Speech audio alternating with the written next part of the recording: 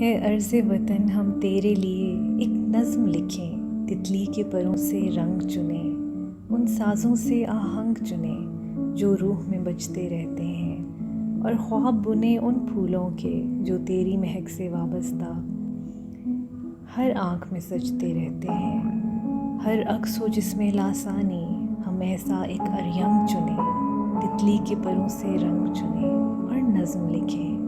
वो नज़्म के जिसके हर्फ़ों जैसे हर्फ़ किसी अबजद में नहीं, वो रंग उतारें लफ्ज़ों में जो कौसे क़ज़ा की ज़द में नहीं, और जिसकी हर एक सत्र में खुशबू ऐसे लहरें लेती हो जो वहमो गुमा की हद में नहीं। और जब ये सब अनहोनी बातें, अनदेखी अनछुई चीज़ें एक दूजे में मिल जाएं तो नज़्म बने। ए अर्ज़े वतन वो नज़्म बने जो अपनी बुनत में कामिल हो, जो तेरे रूप के शाया हो और मेरे हुनर का हासिल हो।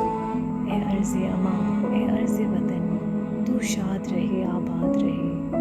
मैं तेरी थी, मैं तेरी हूँ, बस इतना तुझको याद रहे। इस किश्ते हुनर में जो कुछ है कब मेरा है, सब तुझसे है, सब तेरा है।